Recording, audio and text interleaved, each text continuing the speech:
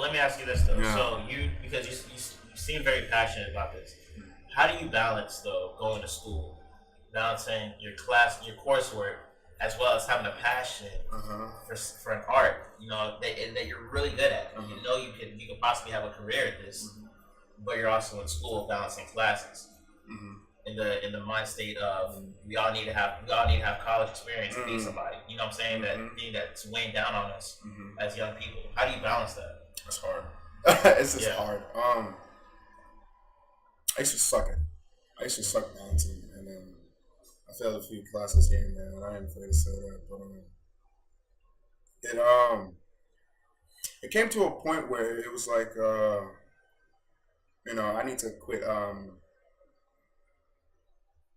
Like if you really care about something, right, you're just gonna take care of it, right? Yeah. And then it was kind of just, it was kind of weird. It was like, I was like, I sat down. I'm like, I care about my art, right? I care about myself, right? Yeah. But I also need to get this degree. I need my foot in the door somehow. I need to. I need education of some sort. It's not easy. It's just not easy for us. Even millennials. I'm saying millennials. It's not easy for us. Things are getting more expensive by the minute. And then us millennials are paying the price, and it's like we see it, but we don't do anything about it, or we're just ignorant about it. But no, it's a big deal because sooner or later we're gonna hit the wall, and then we're so quick to just blame. I mean, we want to say that we're smart enough, and we are, but it's just we just get so caught up in like things are just gonna work out for us. Yeah, but it really does. It really does take. I need to put that party aside. I need to not go to this event. Yeah. So I remember the last time I wasn't doing so well in classes. A friend of mine, and my advisor, she just told me, just write out a plan, and go by it. So I told myself, when I wake up in the morning, I do my morning routine, keep my sketchbook with me, and I draw a thumbnail every day, no matter what it is, because I need my ink to hit the paper somehow. Yeah. And it's just little small stuff. If I don't get to it, because I'm cramming or something, or I'm studying late night for a test or project, I take a photo of what I plan to draw. And then whenever I get to it, it's like, okay, fine. And then I do my best to stock it up. Like if I miss day one, like when people work out, if you miss day one, you try to work twice as hard day two. Yeah. But that doesn't work out because you're just kind of killing your body at that point. So, it's just really about sticking to it. Yeah. Because it's consistency. It's people know that, it's just consistency. You just gotta wake up and be like, yo, just do it. Yeah. Just get to it. Because once it's done, you're gonna feel great. Yeah. I took care of it. Oh, I'm glad I talked about it. So I wanna. So I have a couple of your artwork that I want to ask you about and your process of making it. These are three of my favorite personally. If anybody else has any requests, you can just get at them on Twitter. But for instance, I have this one over here. So this one was definitely one that when I saw this, I was like, yo, Dre is special. I was like, because you're speaking. There was a lot of. This is a one that was we kind of released it at a time in society where we were troubled, and you can watch I watched all the YouTube clips. I watched all the CNN segments. But this picture is one thing that stuck out to me the most, and there were no words that were said, but I felt rage in the picture. What was going through your mind when you drew this picture? I remember seeing, because it was about Alton Sterling. I remember watching it with my dad, and I was like, what's going on with this, man? Like, come on, why is this happening as much as it is, and we're allowing it to, and they're allowing it to. whole "Stop Killing Us." That's the notion behind it. I don't know if you can see. So the smoke is it says stop. It's really hard to tell, and then in blood it says killing, and then it's a little thing right there that says us. Because I remember playing Michael Jackson. They don't really care about us. Yeah. And I was trying to simulate that album, but by just putting us. Yeah. So it's little weird things, but I remember watching it, right? But then I remember watching the family's reaction, like his son crying. Yeah. Dude was that. I mean, like imagine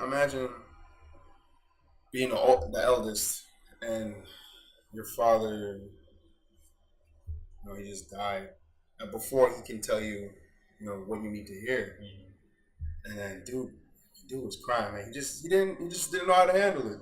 Yeah. He was bawling out, and I got so mad. When I got so mad, I'm like, I gotta do something. I just gotta get it out of my head. I just gotta get it out of my head, because it got annoying. And I remember I had a canvas I haven't used yet, and I was going through a block. I'm just like, yo, I don't care. Like, I don't see. I get those are one of the pieces. I don't know how that it came out like that, because everything just kind of went. It was so yeah, you were kind of moved by something. You kind of just lost yourself in the picture. Exactly. Like usually when it comes to paintings, I write down what it needs to be, then I'll do a thumbnail, and then I kind of match what it needs to be. That one was just free. Like I just imagine the gun. I imagine the blood kind of spilling on him, and I was like, "This is, Yeah. I got so mad. That took me a whole day to finish, and I was just in my room. Yeah, there was paint everywhere. It was just that was special. There was also this one that I really enjoyed the most. Like this one, Kind of break down this one for us. So don't juice me up. Okay. That's basically whenever you you get the text from basically when say you're back in town from college, right? And then people you used to mess with they know you're back and they hit you up. Yeah. And it's like, oh, big man on campus, I'm coming back. People better know what's been going on. I've been trying to handle mine. I'm just trying to stunt a little bit. That's basically what's going on here. And and then I never thought it could happen to me, but I remember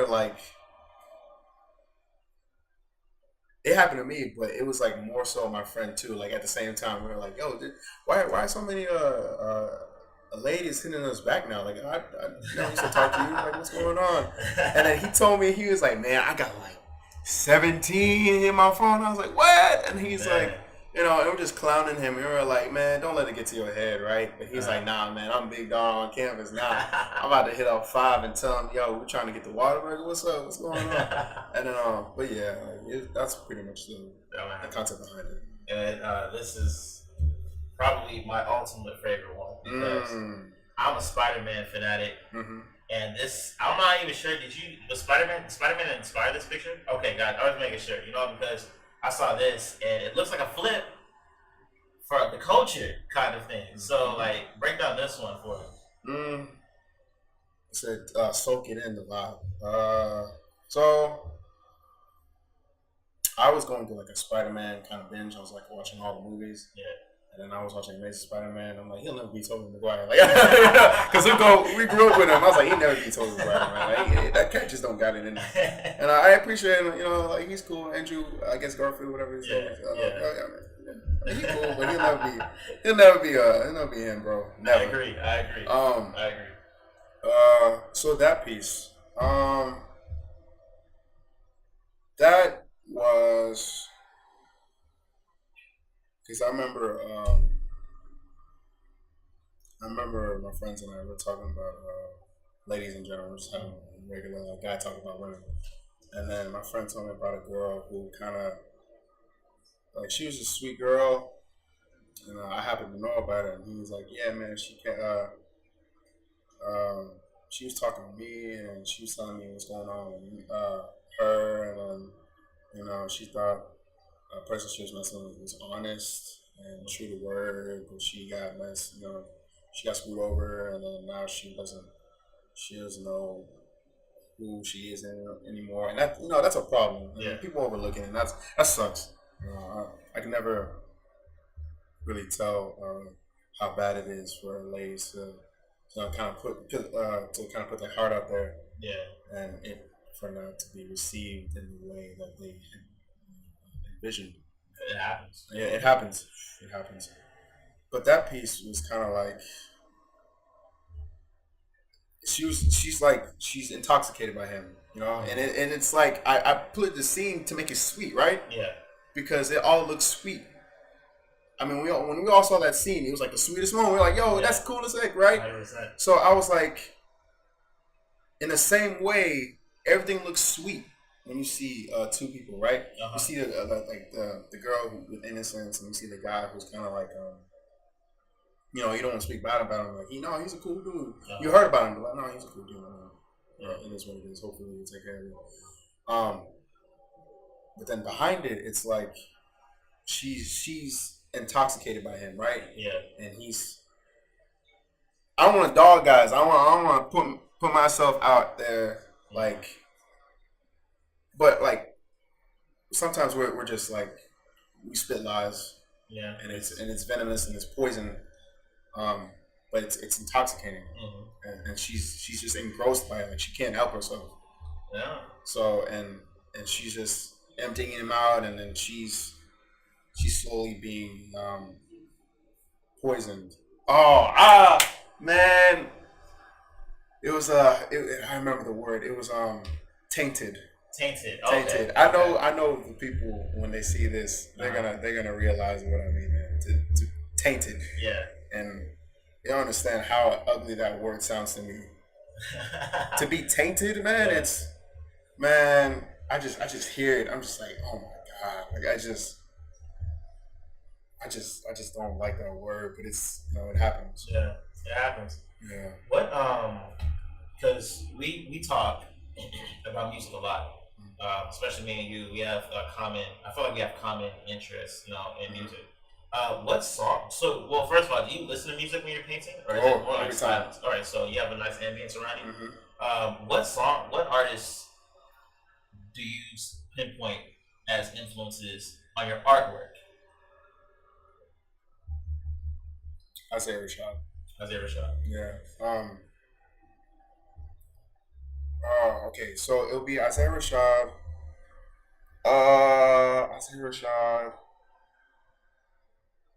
Big Crit kind of gets me like thinking as well. Gold Link is cool. Before when I first started kind of getting into the painting, I wouldn't listen to music because I thought I needed silence to kind of concentrate more. Then I started getting into music more, and then I started playing it, and then I started listening to artists, and then it's like, like I'm starting to get ideas, like the imagery that would come in my mind when I listened to the music was crazy. I'm like, yo, I can picture what they're saying, in the song, and I'm like, okay, this is adding, like it's like say you have a color board in front of you. You can only choose between so many things, and then you hear music, and it's like, oh, okay, it's kind of opening up. It happened with me. I don't know. Yeah. It was cool. But Isaiah Rashad, like the stuff he says in his music, like Sylvia Demo, that got me like. And it's funny because I don't even smoke that much, right? Yeah. Like I really don't even smoke, but his like the vibe that comes with his music is just like, oh man, I feel like I'm smoking, but I choose to kind of create the art itself. He's a great influence. I don't know, his wordplay, it just rocks with me. I don't know. Yeah, it's just hella vibes. Sylvia Demo is definitely a special one. It's not one that I bumped when it originally came out because it just wasn't my. It was very what's the word for it? It was very. I think very mellow. That's what I'm looking for. It's very mellow, and at the Yeah. time I was into more hype hip Yeah. hop. But over the years, I've come to appreciate that as an artist myself. It's like it's a very underrated project. Mm-hmm. That being said, also Childish Gambino. Gambino, like his evolution. Because I mean, when I don't know how many people know about his cul-de-sac days. Like a lot of people don't. Yeah, a lot of people don't, right? But like the same music, he wasn't spinning like the same kind of music he was now. No, not at all. Not at all, right? Not at all. And then I'm listening to. I remember playing Freaks and Geeks, and I got so hyped, and I remember just drawing all day. Like I found a good place at a park, and I was like, "Yo, this song bumps, man! This song bumps." And I'm just like, I'm drawing like superheroes, like in Freaks and Geeks, and they're just like little nerds, little kids like watching the superheroes fly through. And I was like, "Oh, this is hype!" Like I don't know, it was just stuff like that. I bumped every album he's had. Camp, Cul-de-sac, all his EPs. Because of the internet, that vibe with me. Oh, because of the internet. I wish I went to that Pharaoh's thing he had where they cut off the cell phone. Yeah. You know, it was kind of an inclusive, very exclusive concert. Him, Isaiah Rashad, recently Gold Link because of his vibe. But yeah, those are people. It's kind of cool how you're naming hip hop artists, because I was originally expecting you to name a bunch of soulful like R&B, like SZA, her, Maxwell, you know, like R&B artists. What effects do you feel like hip hop has on artwork? Period. People, because hip hop it grabs the attention. I think the music itself, it just grabs the attention. R&B is like it sets the mood, but hip hop is like supposed to grab your attention. To what I believe, pop culture is pop art is heavily influenced by hip hop. No matter how you look at it, it's like what you got right there on your laptop. Yeezus, the art you see, people, the little tiny things, like the way the hands are formed, and the way like artists kind of wear their chains, or like just the stuff they got on. The art that they're wearing or postering on their shirts and their advertising, that's hip hop. Yeah. That's you can argue it's pop, but it's more hip hop than anything. Yeah. Just the vibe, because there's a certain vibe, there's a certain ambiance that comes with listening to the music, and I can argue that when you see art like that, you're just like, okay, I'm thinking of a hip hop song. Depending on the art. When I see pop art, I think hip hop automatically. R&B, I mean, I don't know. I can list so many other artists I listen to, because this is like our playlist that I have depending on what I got. But I will say that those people I mentioned before, those are the people who kind of like got me into it, because I didn't hear about them before, and like whenever I mention those names to other people, and they're like, "Who are those people?" And I'm like, "Huh." And then I kind of like I wasn't at that point where I felt like sharing and putting other people on it. I was like, I'm just gonna keep some of myself and kind of like vibe with it, And then it's just weird. Like I remember having moments. I'm just like, yo, it's a weird kind of grind, That's crazy. Yeah. Any so we're gonna go ahead and wrap it up. Any final thoughts for maybe any aspiring artists or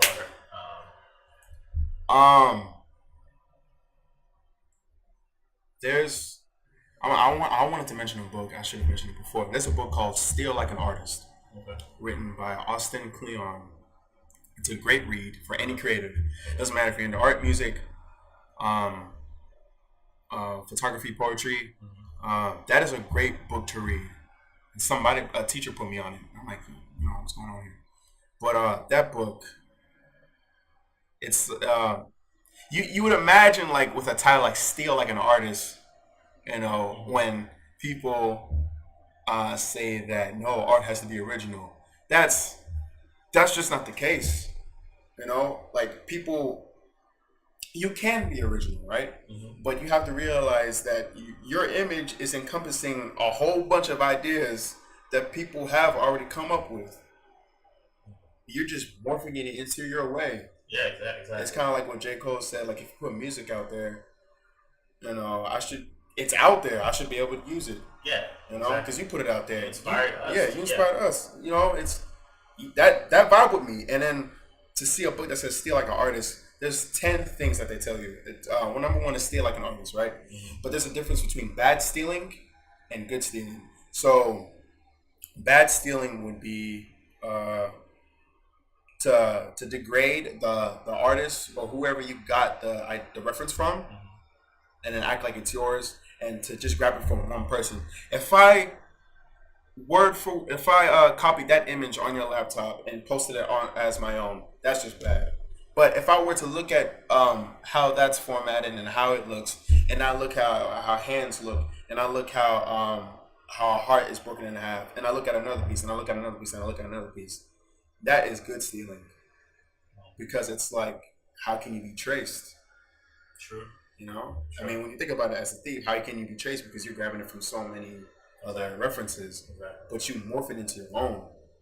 It's like building blocks. You just morph it into something you can. It's yours. It's out there. You see it. But I mean, that's a form of good stealing. I'm sorry, I don't want to keep it running, but it's so many things. It's okay to be boring. It's perfectly fine to be boring. Like, sometimes you got to be like, nah, I'm not for it. Because sometimes we really mean to be like, I'm not really for it. But because it's our friends, we kind of get. I want to say we get pressured because it's our choice at the end of the day. But it's like, I'm in the mood for a good time. But it's okay to be boring because it gets stuff done. You don't have to know who you are to get things done. Like, people feel like, and this one got me. People go through a journey to find themselves, right? And that's needed. That's definitely needed. But you have to make sure you're occupying yourself with something. Because you cannot find yourself by getting lost in yourself, by getting lost in your thoughts. You have to occupy yourself by doing something. Do anything. Yeah. That helps encourage the growth of finding yourself. The hobbies, people dog hobbies, but I mean, without hobbies, how do you know how you work yourself? Exactly. Because you can transfer how you go at a hobby. If I'm reading, reading is a hobby. If I'm constantly reading books, that means when it comes to manuscripts or instructions, it's quick read. I'm just blah blah blah blah blah. I've already pinpointed what I need to know. Yeah. And it's done deal. Exactly.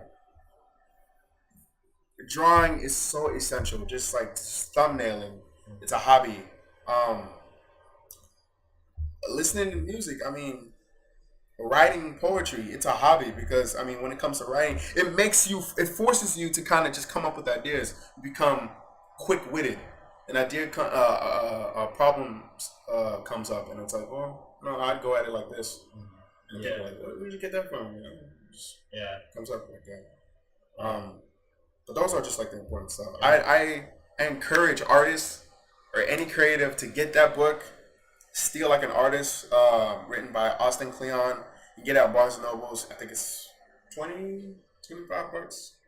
It's a good read, man. Yeah. It's a really good read. And it's mostly imagery. I put that in the video, the bio as well. Definitely, man. It's a good read. It's mostly imagery. It's kind of mixing the imagery, but it's cool. All right, great. Well, thanks for that insight. Thanks for a great interview, man. Thank you for having me, man. All right, man. Yeah, appreciate it.